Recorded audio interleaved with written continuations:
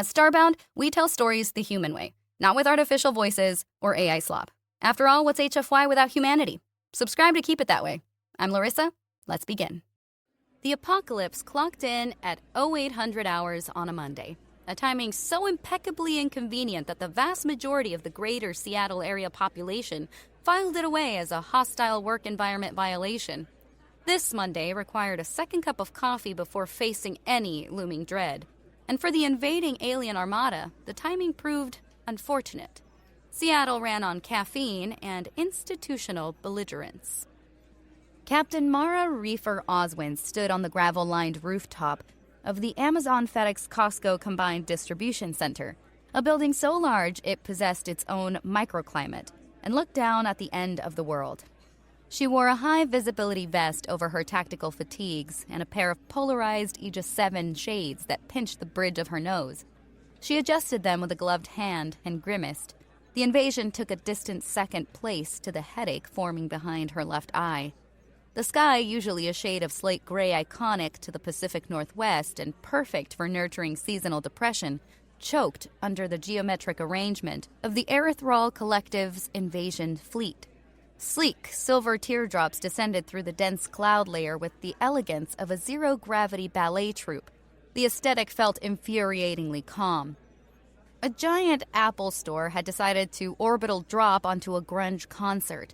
A massive bolt of violet plasma, thick as a redwood trunk and humming with a sound that vibrated the fillings in Mara's teeth, shrieked down from the lead ship. It slammed into a billboard advertising Larson & Sons, injury attorneys. We don't get paid unless you do. The structure vaporized instantly, leaving a cloud of burnt copper and the irony of a lawsuit that would now remain unfiled. Mara remained still. She uttered no scream. She kept every drop of the lukewarm sludge like coffee in her dented travel mug, a minor miracle of gyroscopic stability given the shockwave. She simply sighed, a long, ragged sound from a woman who just realized she would miss her stories. Her laundry would definitely mildew in the washer if she failed to cycle it by noon. She tucked her mug into the crook of her arm, ignored the scent of singed plastic, and tapped the screen of her ruggedized tablet. She scrolled past a severe weather warning, plasma rain notification, swiped away a traffic alert giant death laser on I-5, and found the checklist she needed. With a sharp, aggressive tap of her stylus, she marked the box labeled Atmospheric Pyrotechnics Confirmed. "Control, this is Oswin," she said into her shoulder mic, her voice flat and laced with the terrifying boredom of a mid-level manager running a mandatory sexual harassment seminar on a Friday afternoon. "The Op-4 initiated the air show phase. A little flashy for my taste, but they hit their marks. Very theatrical." "Copy that, Oswin," came the voice of General Harris from the main UN task force, though on his channel, per the strict gamification guidelines, he was Game Master Alpha. His voice sounded tinny, exhausted, and as if he chewed an antacid. "We tracked multiple atmospheric breaches. Sector 4 reports high-intensity light shows. How's the mood on the ground?" Mara walked to the edge of the roof and peered over the parapet. "Ground units appear sluggish. Control. Remind everyone this is a designated hard hat zone. I see a lot of people looking up with their mouths open. That's a safety hazard. We want 0 retinal burns on the workers' comp claims. Let's look alive, people. We have a schedule." "Status on the initial impact sites?" Harris asked. Mara glanced at the smoking crater where a Starbucks used to be, 2 blocks down. "1 franchise location neutralized. We designated the structure non-essential and evacuated it at 7:55 per the drill schedule. No casualties, just a lot of roasted beans. Smells like a dark roast. Over-extracted." "Good. Keep it that way. We lose the multiplier if we lose civilians. Harris out." She took a sip of the coffee. It tasted bitter, burnt, and absolutely necessary. The flavor was battery acid and survival. Below her, on Seattle's streets, panic failed to manifest. People moved with the specific urgency of commuters trying to beat rush hour traffic rather than a species facing extinction. Phones buzzed in millions of pockets simultaneously, a collective vibration that a Richter scale could probably measure. Mandatory drill. Scenario UNWAR-001. Current objective, Survival and logistics. Reward, 2.5 times overtime pay. Note, all participants must log hours in the app. No time card, no credit. Mara watched a pedestrian stop, check his phone, pump his fist at the overtime pay notification, and jog toward a designated shelter with a renewed spring in his step. Aliens just declared war. Mara muttered to the empty roof as another plasma bolt turned a fire hydrant into a geyser of superheated steam. And we're treating it like combat exercise. God help them. They remain oblivious to human resources involvement. High Arbiter Vidix stood upon the command bridge of the Gilded Talon, a vessel woven from solidified sound, the petrified battle hymns of 1,000 conquered worlds. The air on the bridge smelled of singed dust, sacred incense, and the terrifying sterility of a room where bad news waits. Vidix smoothed the front of his ceremonial robes, the fabric glinting with threads spun from the event horizons of black holes. His four-fingered hands trembled slightly, a vibration born of thrill, of anticipation for the great rites, the moment where history would be written in the ink of victory. "Scrivener!" Vidix boomed, his voice echoing from the vaulted ceiling of the resonant bone and vibrating the delicate chimes of spun metal that hung from the sensor arrays. "The locals should wail by now, the terror of the erythral in this first step of enlightenment. The Codex of Sorrow has written it." He gestured grandly toward the viewport, where the blue-green marble of Earth hung suspended in the black vacuum. "Show me their despair. I wish to see them gnash their teeth. I wish to hear the lamentations of their leaders as they realize their era has ended and the era of the collective has begun." The communications scrivener, a slender being, exuded a shifting aroma of burnt sugar, a chemical indicator of his anxiety. His long, spindly fingers hovered over the glass interface, hesitating to touch the rune that would bring the image to the main screen. "Hi, Arbiter," the scrivener began, his voice quavering like a plucked string. "There is a visual feed from the primary landing zone in Sector 6 Delta. The Vanguard touched down. The impact tremors were optimal. The dust cloud magnificent." "Excellent," Vidix purred, the resonating plates along his jawline thrumming in satisfaction. "And the locals? Are they prostrating? Have they begun the ritual of submission?" "The reaction is unorthodox, High Arbiter." Vidix whipped his head around, his heavy ceremonial headdress nearly clipping a sensor node. "Unorthodox. Explain yourself. They weep, then they flee in chaotic stampede of biological inefficiency?" "See for yourself, High Arbiter. I lack the words." The main resonance lens flickered to life, its sonic facets aligning to project a high-definition holographic view of a Seattle intersection where a massive erythral drop pod had crushed a Toyota Camry. The pod hissed, its engines cooled, every bit the terrifying instrument of war it was meant to be. Its sleek silver sides reflected the gloomy city skyline. Screaming victims were absent, no stampede, no weeping. Humans in neon yellow vests set up orange traffic cones in a neat professional parameter around the smoking crater. Vidix leaned forward, his ocular ridges narrowing to mere slits. What do they do? Do those orange cones signify surrender? Does the orange plead for mercy?" One of the humans, a burly man with a thick beard and a belly that spoke of a diet rich in carbohydrates and domestic beer, aggressively waved a glowing baton, directing traffic around the invasion vehicle. He looked annoyed. He pointed at the drop pod, shouted something at a Honda Civic that tried to merge, and went back to waving the baton with a bored familiarity.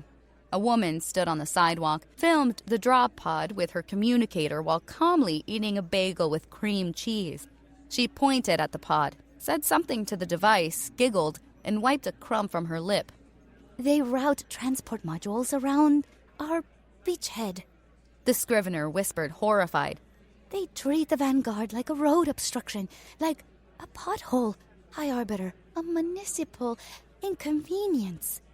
Vidic felt a heat rise in his chest disconnected from the ship's reactor. He felt the burning indignation of an artist whose masterpiece served as a coaster. "They mock us!" Vidic hissed, the sound scraping against the bridge's silence. "They ignored the sanctity of the first impact. We traveled 12 light years. We composed the Ballad of Conquest. I rehearsed my speech in front of the mirror for 3 rotations." They appear to believe this is a drill, High Arbiter. Their local datasphere categorizes our arrival as Scenario Unwar-001. They seem to think we are employees, actors in a simulation. "Insolence!"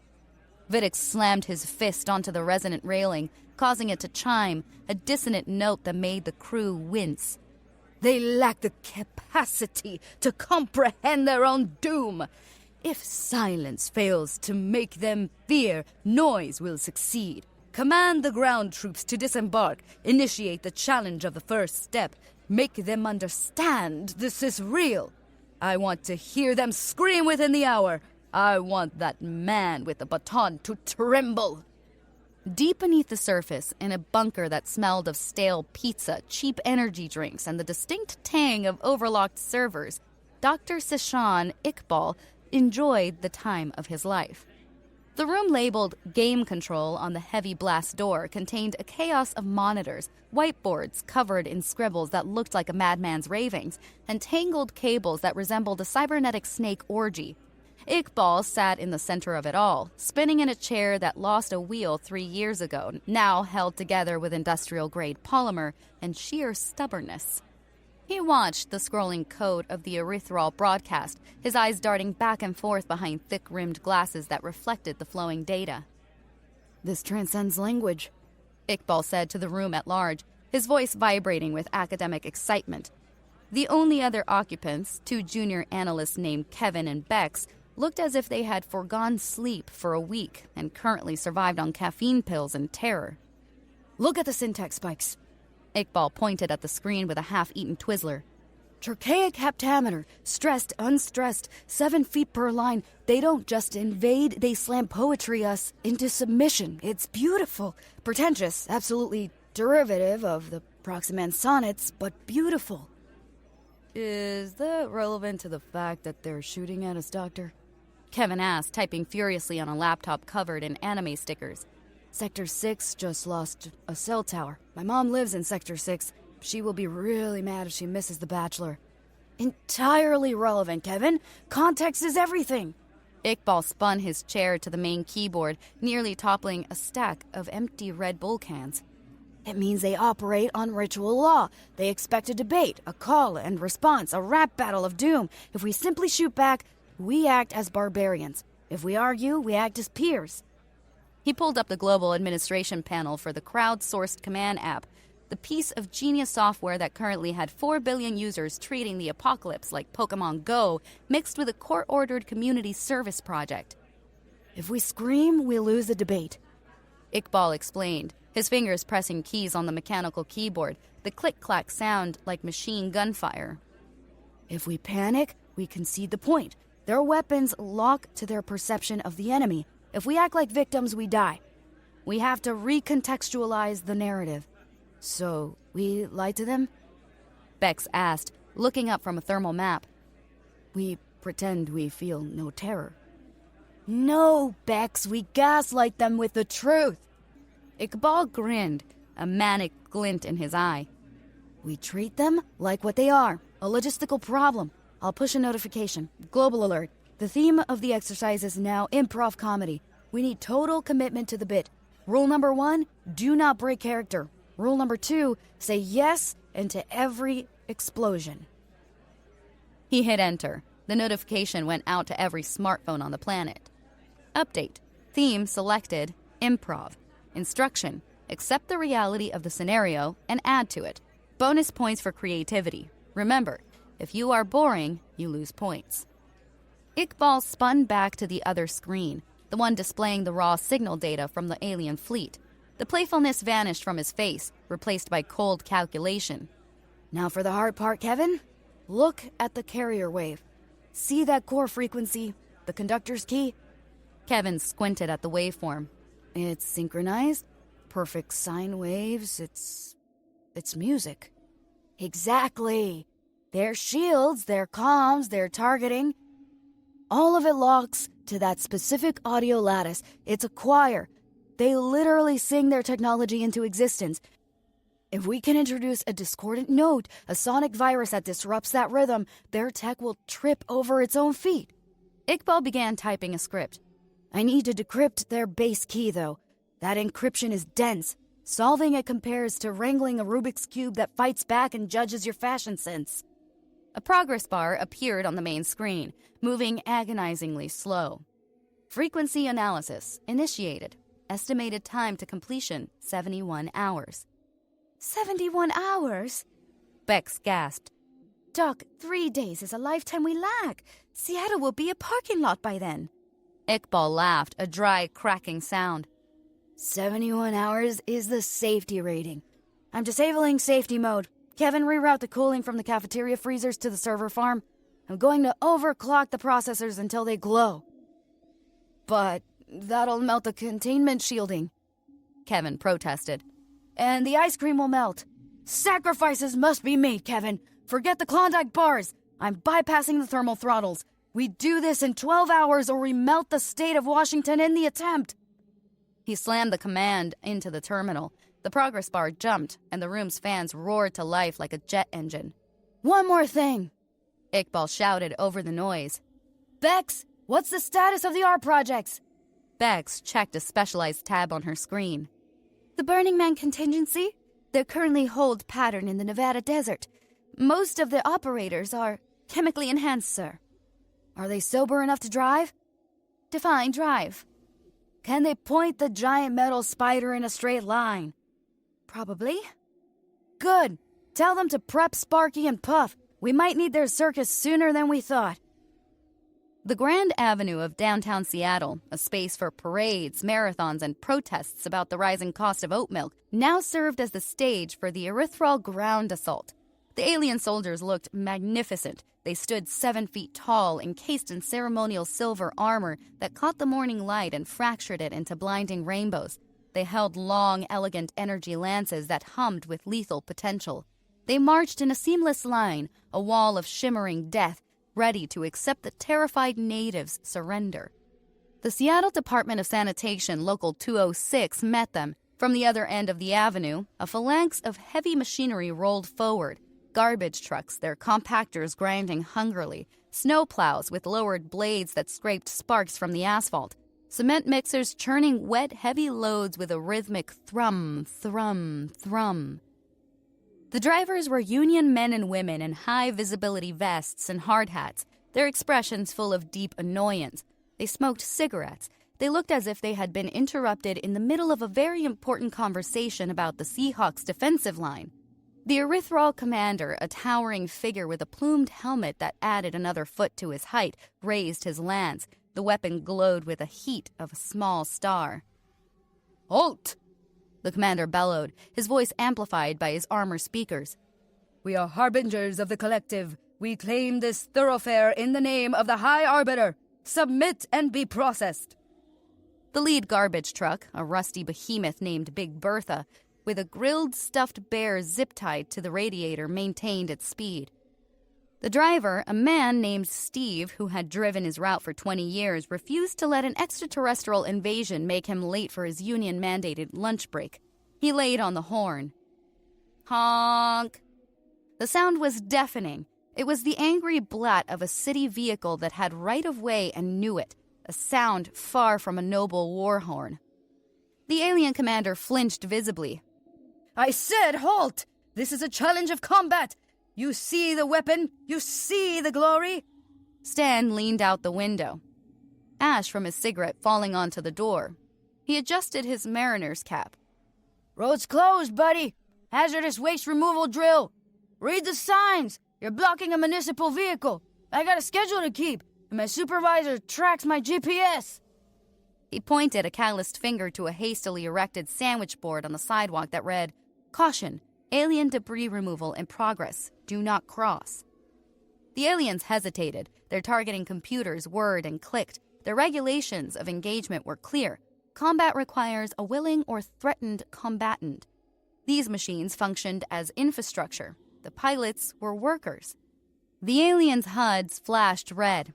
Invalid target, class, sanitation. Threat level, negligible. They failed to engage, The commander stammered to his lieutenant. They ignore the right. They treat us like refuse. Like common garbage. Box 'em in, boys. Sang yelled into his CB radio. Let's show 'em how we do it downtown. Remember the procedure. Contain and complain. The heavy trucks accelerated. They performed a perfect pincer movement, the result of years maneuvering through tight alleys filled with double-parked delivery vans. The app guided them, optimized their routes with AI, and treated the aliens as static obstacles. The snow plows flanked the silver line to create a steel wall, and the cement mixers backed up with beeping warnings that cut through the aliens' chanting. Beep, beep, beep. Deploying containment foam, Stan shouted, slamming a lever in his cab. Hope you boys like wet socks. The mixer's chutes swung out. A thick gray sludge poured out onto the street and flooded around the aliens' armored boots. It was quick-drying industrial cement labeled biohazard containment foam on the manifest. The aliens tried to step back, but the sludge was heavy and their armor, designed for energy deflection, failed to wade through the wet concrete. Within seconds, the Erythral invasion forces' front line was cemented to the pavement up to their knees. This violates the Accords, The commander screamed, struggling to pull his leg free, his beautiful silver greaves smeared with gray muck. You trap us in stone? Where is the honor? Where is the duel? Stan just rolled up his window and checked his watch. Take it up with the city council, pal. I'm on break. And hey, you're blocking a fire lane. That's a ticket. Control, this is Oswin. Sector 4 reports the statue garden is establishing nicely. We have 50 hostiles stuck in the pavement. They look very confused. Proceeding to aerial denial. Mara watched the map in the back of her mobile command truck, a retrofitted SWAT vehicle that smelled faintly of diesel, stale donuts, and pine air freshener. The red dots that represented the alien ground troops were stationary. The blue dots that represented the Department of Public Works moved freely. Copy that, Oswin. General Harris replied. We have bogies coming in on the thermal. Drone swarm. They're targeting the substations. If we lose power, the server farms go down and we lose the app. If we lose the app, we lose the narrative, and then we just lose. I see them, Mara said, switching feeds to a rooftop camera. The Erythral aerial drones looked beautiful, like hummingbirds of chrome and light. They zipped through the air, their energy cannons glowing hot. They run hot, Mara noted, tapping a schematic Iqbal had sent over. Look at the specs. Those radiators on the wings glow white. They need massive airflow to keep them from melting down. They're built for vacuum or high-speed strafing, not hovering in a dense atmosphere. She keyed the mic for the local civilian militia channel. She paused for a microsecond. This part of the job brought her headaches, the liability. Legal will kill me for this, she muttered to herself. An absolute nightmare for the insurance adjusters. Then she pressed the button. Attention, hobbyist wing. This is exercise control. We have unauthorized drones in the airspace. You are cleared to launch operation. String theory. Repeat, launch the kites. I want to see everything you've got. Try to avoid electrocution, please. On the rooftops of apartment buildings and city parks' open fields, and from high-rise balconies, thousands of people sprang into action. They were dads with expensive hobbies they finally had an excuse to use without their spouses rolling their eyes. They were teenagers with racing drones. They were retirees who loved flight. Launching! Came the chaotic chorus over the radio. Fly high, baby! Watch the crosswind!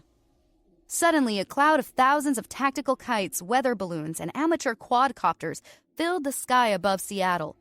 Strung between them were miles of monofilament fishing line, ribbons of metallic chaff, and sticky streamers usually used for birthday parties. The Erythral drones, relying on advanced predictive algorithms to dodge missiles and bullets, had no idea how to handle a kite of mylar and desperation that moved with the wind's unpredictability. The drones flew into the web. The fishing line tangled them. It wrapped around the spinning turbines. The metallic chaff plastered itself against the exposed, white-hot thermal radiators. Inside the drones' logic cores, the temperature spiked instantly. Warning: thermal critical, cooling systems obstructed, emergency safety shutdown initiated. One by one, the sleek alien death machines simply turned off. Their engines cut to prevent a reactor breach. They glided silently, helplessly from the sky. Mara watched one drone spiral gently into a dumpster behind a Denny's. "Ooh, that's a birdie," she narrated, her voice adopting a hushed golf commentator tone. "He's really going to regret that approach. Looks like he's stuck in the rough, Jim. That's going to cost him a stroke." Nice shot, Harris replied, a hint of amusement finally breaking through his fatigue. "Send a retrieval team to slap out of order stickers on them. Make sure they log the salvage points. And for God's sake, make sure nobody touches the hot parts." High Arbiter Vidix vibrated with a rage that threatened to shatter his own armor. He stood before the main communication interface, his reflection distorted by the burning anger in his violet eyes. He had watched his infantry glued to the ground like common pests. He had watched his air support defeated by children's toys and string. Connect me to the warlord, Vidix roared, spitting the words. I will speak to the one who commands this circus. I will strip the flesh from their bones with my own words. I will shatter their minds with the logic of their own defeat. The scrivener hurriedly patched the signal through, his hands shaking so badly he used both to press the connect rune. Connecting the designated exercise commander, attempting to bypass their hold music. Sir, the hold music is aggressively soothing. The screen rippled and resolved into the image of Captain Mara Oswin. She sat in the cramped command truck, looking down at a clipboard, chewing a piece of gum with rhythmic indifference. She adjusted her headset, took a sip of water, and kept her eyes off the camera. "This is exercise control," she said, flipping a page and making a mark. "Please state the nature of your inquiry. We currently experience high call volumes due to the ongoing event. Your call is important to us."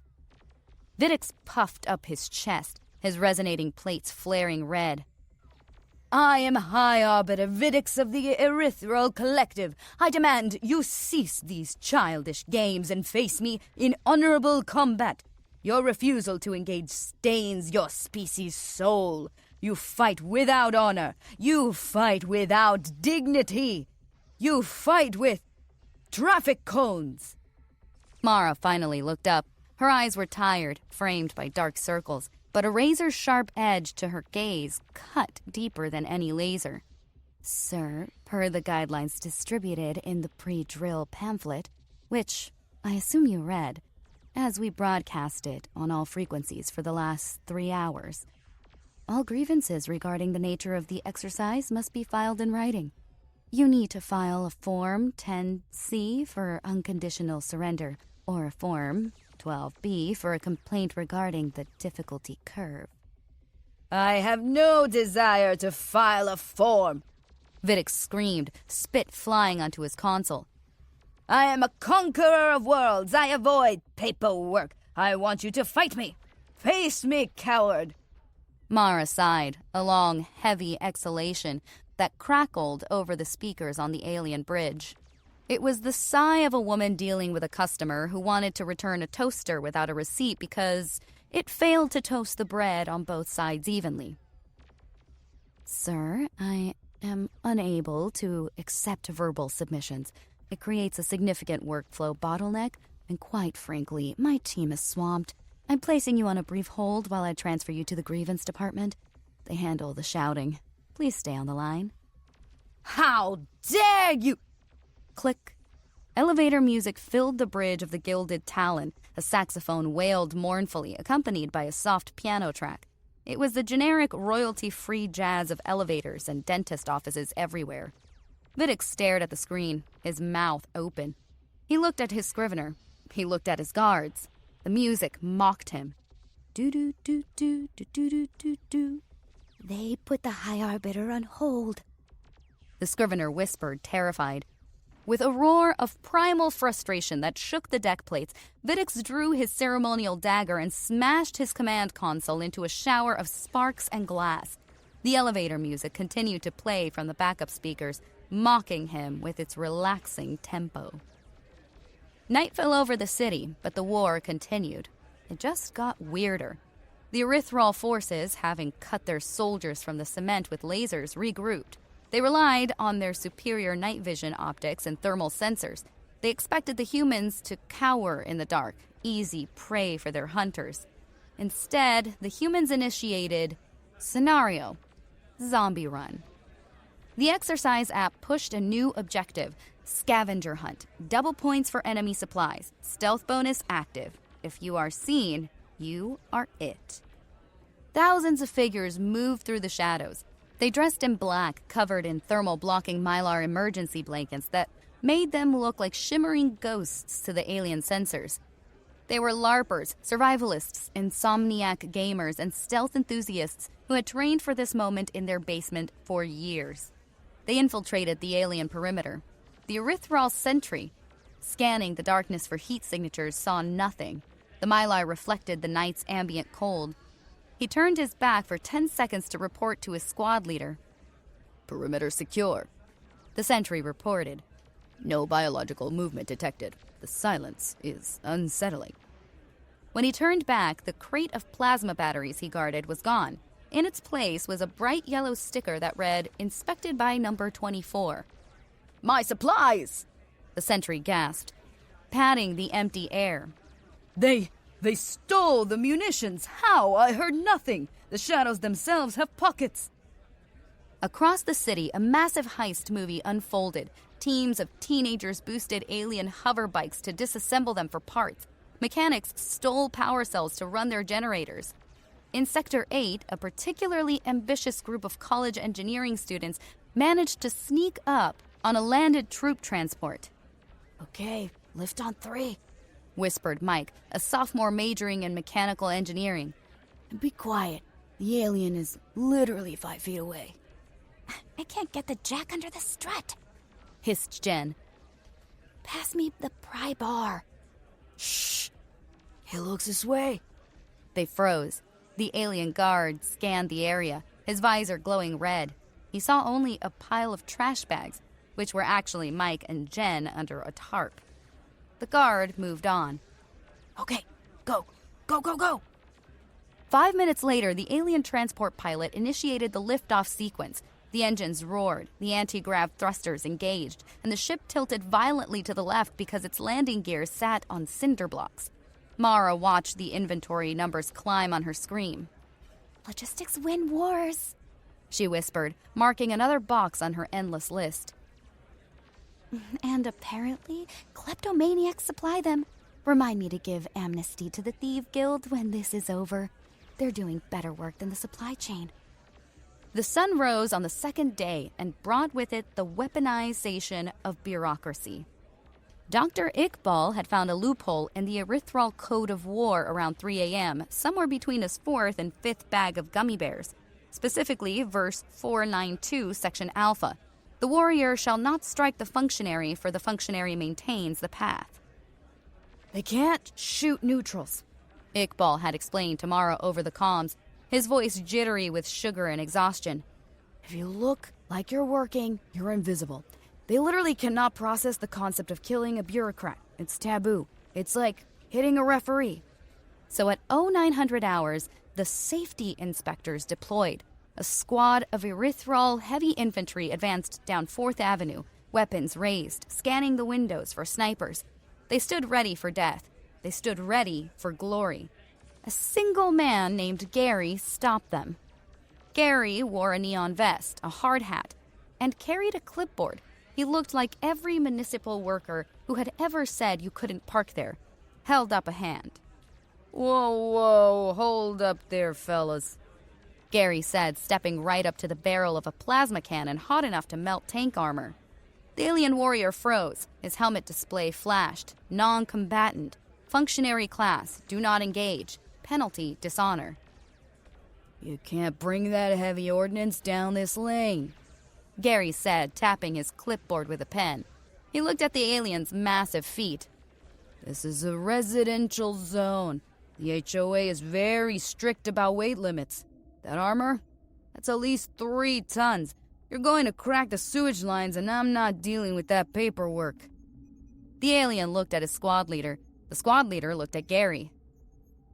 We will conquer this territory. We are the first of the collective. We go where we will. Yeah, look, I get that, big guy, Gary said, sympathetic but firm. But I have a job to do, and my supervisor's a real pain. You're parking a Class 4 war barge in a chaotic neutral landing zone. I'm going to have to ticket this. Gary slapped a sticky note on the alien's chest plate. The alien flinched but withheld fire. Now, Gary continued, pulling a roll of orange plastic fencing from his belt. I'm going to need you guys to stand right here while I set up a perimeter. Safety first. We want 0 pedestrians tripping over your conquest. The aliens, paralyzed by their own honor code and the humans' sheer audacity, stood still. Gary walked around them and wrapped the orange fencing around the entire squad. He used zip ties to secure it to a parking meter and a lamppost. This area is now a designated holding pen, Gary announced, dusting off his hands. Please remain inside until the supervisor arrives. Could be an hour, could be a day. You know how it is. Have a great day. Gary walked away, whistling. The aliens remained inside the flimsy plastic fence, terrified of breaking the functionaries' barrier and losing their internal souls. On the bridge of the Gilded Talon, Viddix watched the feed of his elite shock troops held prisoner by plastic netting. A vein in his forehead throbbed with such intensity it threatened to breach his skin. They mock the code, Viddix whispered, his voice trembling. They use our honor as a shackle. They weaponize our own mortality against us. They are monsters. High Arbiter, the Scrivener said. We lose momentum. The troops are confused. They lack a clear target. Every human claims to be an inspector or a manager. The targeting system rejects 90% of locks. Then they will shoot everyone, Viddix roared, turning from the viewport. If the humans act as tricksters instead of warriors, they will be dust. I declare the humans dishonorable. They have forfeited the right to the rights. He slammed his hand onto the emergency override. Authorize Tier 2 weaponry. Level the sector. Burn the inspectors. Burn the cones. Target their cultural centers. But High Arbiter, the Scrivener protested. Tier 2 is for hardened fortresses, not residential. Do it! Show them the price of defiance. The Gilded Talon fired. A focused bombardment beam struck the University of Washington. This time, there was no joke, no bureaucracy. The beam carved a trench of molten glass through the campus. The library, the dorms, the history department, gone in a flash of white light. This scenario differed from the empty Starbucks. People hid here. The shelters beneath the campus were rated for hurricanes, not orbital plasma. People died. In the common truck, the laughter stopped. Mara stared at the screen. The atmospheric pyrotechnics box was forgotten. She saw the casualty reports scroll on the side monitor. She saw the names, students, professors, staff. Her hand shook as she reached for the radio. She gripped the plastic until it creaked. She shed no tears. No time remained for tears. Tears were absent from the checklist. Tears failed to maximize output. Control to all units, Mara said. Her voice was no longer bored. It was ice.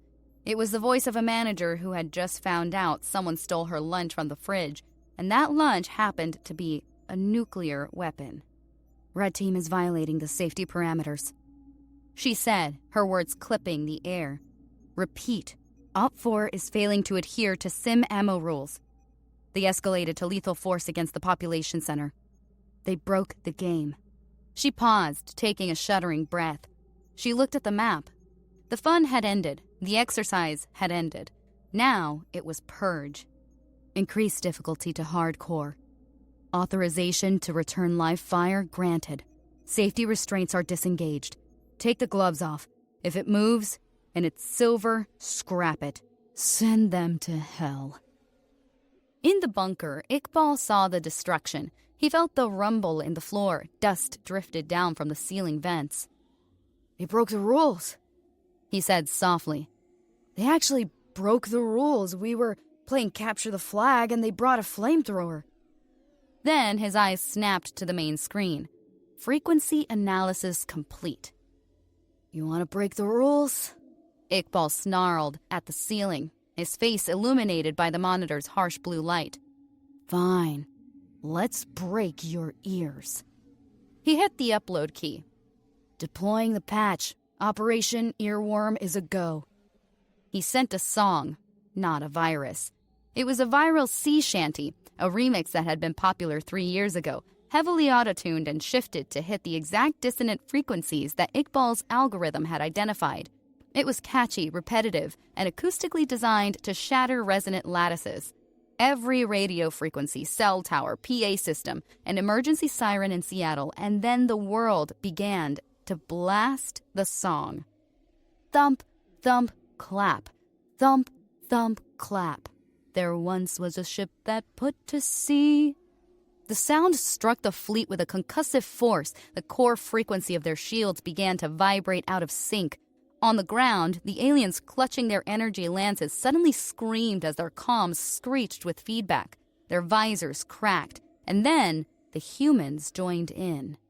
From the rooftops, from the barricades, from the sewers, the humans began to sing. They stomped their feet. They reloaded their weapons to the beat. The name of the ship was the Billy. The psychological effect of an entire planet singing a sea shanty while racking shotgun slides was terrifying. The aliens, sensitive to audio psychology, looked around in horror. The rhythm was everywhere. It was in the ground, in the air. Their own bodies wanted to move to it, a betrayal of their discipline. In the suburbs, the Erythral 4th Battalion tried to push through the sonic chaos. They needed to secure a perimeter.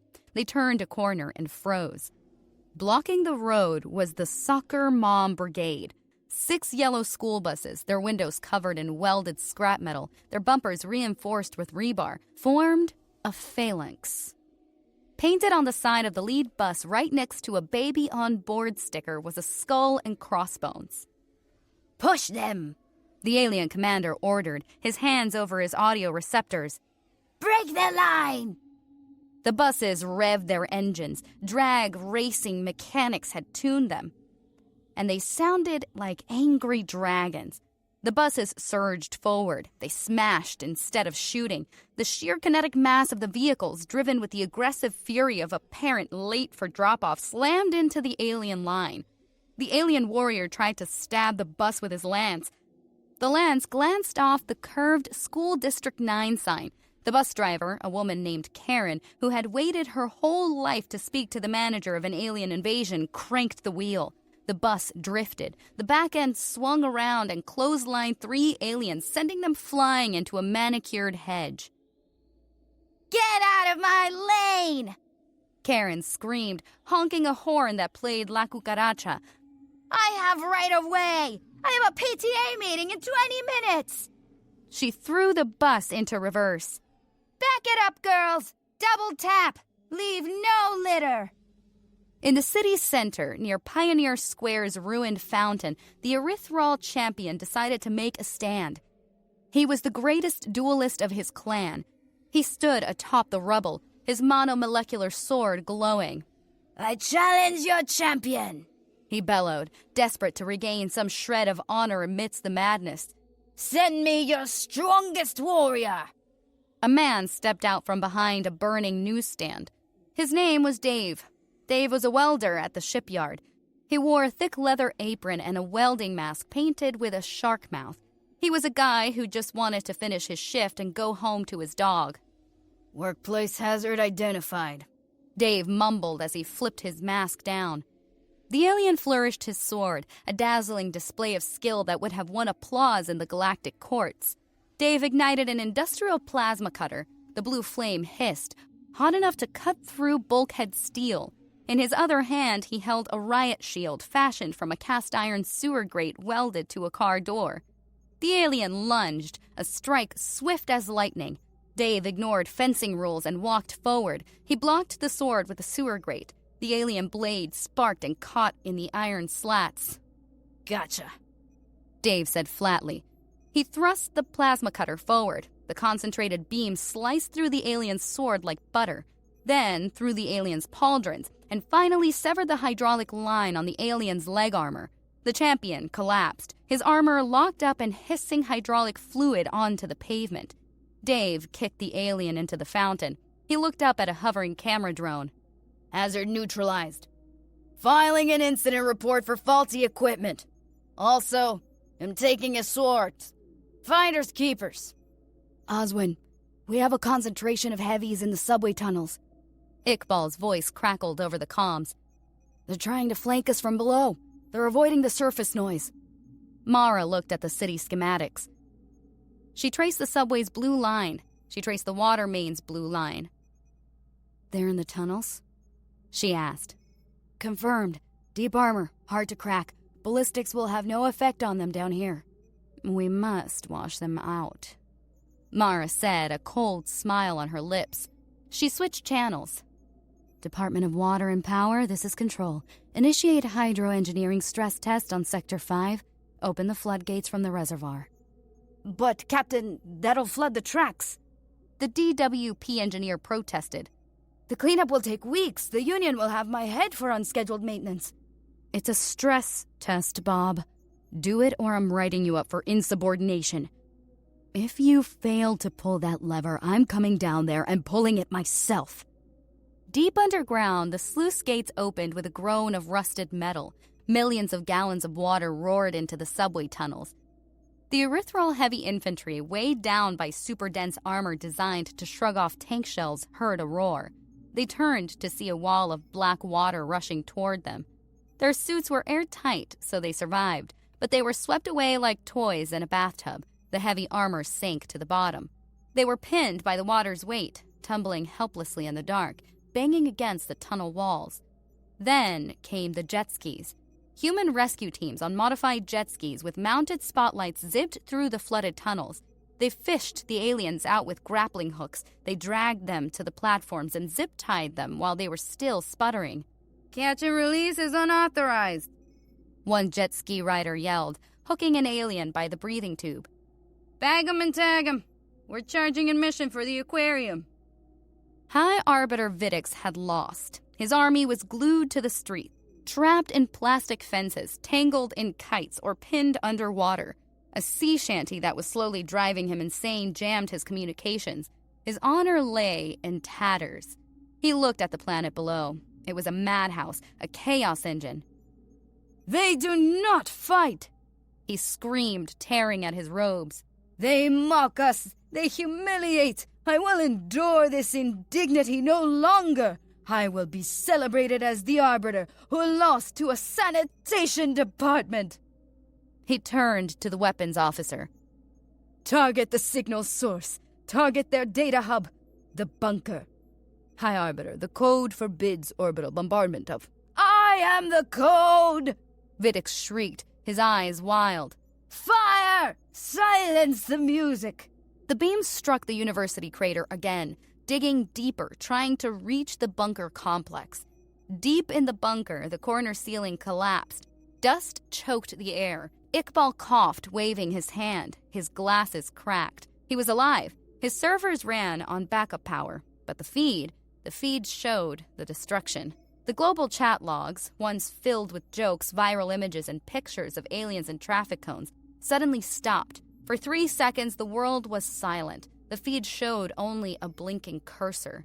Then, the rage began. The fury of a player who realizes the other team is cheating took hold. It was the collective anger of millions of people who had agreed to play a game only to have the opponent flip the board. A single message popped up. Status, angry. Then the floodgates opened. Admin abuse. Op4 is hacking. Vote kick initiated. Reported for griefing. They hit the library. No mercy. The messages scrolled so fast they became a blur of white text. The humor evaporated and was replaced by a cold, hard resentment. Mara saw the reports. She picked up the mic. She had no need to shout. She just needed clarity. The opposing force violated safety guidelines and engaged in griefing, she said, her voice echoing across the city.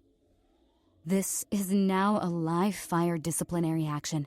The banhammer is authorized. Release the art projects. On the open plains outside the city, where the main erythral force had regrouped for a final push, the ground began to shake. The humans had saved the Burning Man contingency for the victory parade. Now it was the vanguard. Giant mechanical contraptions rolled out of the warehouses. A 40-foot-tall mechanical spider of rusted gears shot fire from its maw. A tower of Tesla coils mounted on a semi-truck arced purple lightning into the sky. A dragon of iron and scrap breathed actual napalm. To the humans, these were festival floats, Sparky, Zappy, and Puff. To Vidix, watching from his sensors, it looked as if the humans had opened Hell's gates. By the stars!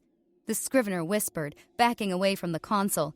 They have summoned their chaos gods, the iron demons of fire. We were wrong. They are warlocks. The giant mechanical spider stepped forward, its hydraulic legs crushing the ground, and swept a 100-foot jet of flame. The Tesla tower discharged a bolt of lightning that vaporized a squad of aliens instantly. Retreat! Vidix screamed. They are sorcerers of scrap. Get us out of here!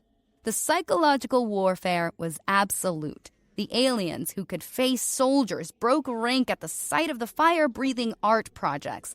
They dropped their weapons and ran. Keep the pressure on, Mara ordered. Switch audio to channel 0. The humans brought noise with fire. Attached to the art projects were concert-grade speaker stacks, the kind used to make chests vibrate from a mile away. They blasted the counter-frequency. This was pure death metal mixed with white noise static, a departure from the sea shanty. The sound wave hit the erythral line. The delicate resonance plates in their armor fractured. Their HUDs cracked. The aliens fell to their knees, clutching their helmets, physically pained by the volume. The humans advanced. They wore noise-canceling headphones. They moved like a silent tide, lips moving to unheard lyrics, stepping over the writhing aliens with professional indifference. Boarding team, you are a go, Mara said. She was the lead shuttle, a repurposed cargo lifter. She wore a full-body hazmat suit, bright yellow. Behind her were 20 other health inspectors armed with pressurized tanks. They flew straight for the Gilded Talon, which tried to lift off. Breaching charges. They blew the airlock. They stormed in with sprayers.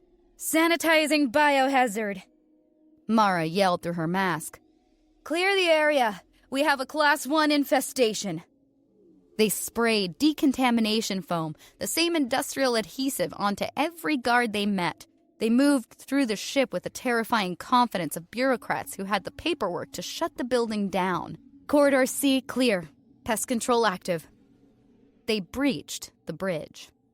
The doors blew open. Mara stepped onto the bridge of the Gilded Talon. Vidix stood there, his armor smoking, his sword drawn. He looked majestic and pathetic all at once, surrounded by the wreckage of his command. You! He spat at Mara. You dare board my vessel, warlord! Draw your weapon and face me! Mara tapped her tablet. She looked at the floor. The bridge was plated in a ferrous, plasteel alloy, plated in gold for aesthetic purposes. It was shiny, but underneath it was magnetic. I hold the title of site manager, not warlord, Mara said, her voice tinny through the hazmat speakers. And you are creating an unsafe work environment. She tapped a button on her screen. Disengaging safety limiters, increasing magnetic flux to 400%. The Gilded Talon was a warship, but it had internal cargo movers, heavy-duty electromagnets under the floor plates used to secure munitions. Mara had hacked the system 5 minutes ago. Boom! The magnets engaged.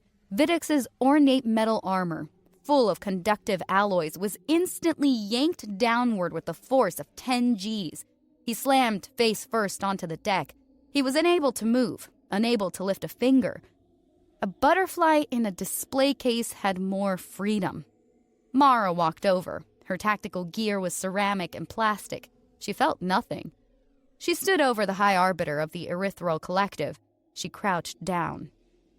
"High Arbiter," she said, pulling up a document on her tablet. "You currently violate 15 international noise ordinances, 3 zoning laws, and you've caused significant property damage during a scheduled training event." She held the tablet in front of his face, forcing him to look at the glowing legal text. "Sign here to acknowledge the end of the exercise and assume full liability for reparations. Or stay pinned to the floor until you starve. Your choice." Vidic stared at her. He wanted a warrior's death, an honorable end in combat. But this was administrative hell. If he refused, he would remain a pinned insect. If he signed, he admitted that this entire war was just a training event. It was the ultimate defeat, the death of his ideology. Trembling, humiliated beyond measure, Vidic extended his nose. He tapped the blue button marked, "I accept." The order goes out from the Gilded Talon. Exercise concluded. The erythral forces, battered, covered in cement, foam, and sticky streamers, and psychologically scarred by giant mechanical spiders, retreated to their ships. They launched immediately. They left without a backward glance. The Scrivener updated the star charts. Earth was classified as a Class 12 administrative hazard, a departure from its previous military target designation. The note attached to the file read, "Null space, do not enter. Inhabitants are insane. They weaponize paperwork. They sing while they kill. They treat the apocalypse like a filing error." The sun rose over Seattle. It was Wednesday. Smoke rose from the ruins of the university and several Starbucks locations. But from the streets, a cheer rose that rivaled the sea shanty's volume. Mara sat on the curb near her command truck. She was filthy. Her hazmat suit was unzipped to her waist. Iqbal sat next to her. He had a cast on his arm, a result of the bunker collapse, but he grinned like a maniac. "Did you see the forums?" Iqbal asked, gesturing with his good hand. "The pundits already argue about who got the high score. They're calling it the most successful preparedness drill in history. Some guy in Idaho claims he captured a warship with a tractor." Mara finally took a sip of fresh coffee. Someone had hooked up a generator to an espresso machine nearby. It was hot, perfect. The taste was victory. She looked up at the sky, where the last of the alien contrails faded. "Same time next year?" Iqbal joked, leaning back against the truck tire. Mara checked her tablet one last time. She scrolled to the bottom of the list. Invasion repelled. She tapped the box with a satisfying ding. "I'm putting in for overtime," she said, closing her eyes and savoring the caffeine. "And I am definitely expensing this coffee. If they dispute it, I'm sending the giant spider to accounting."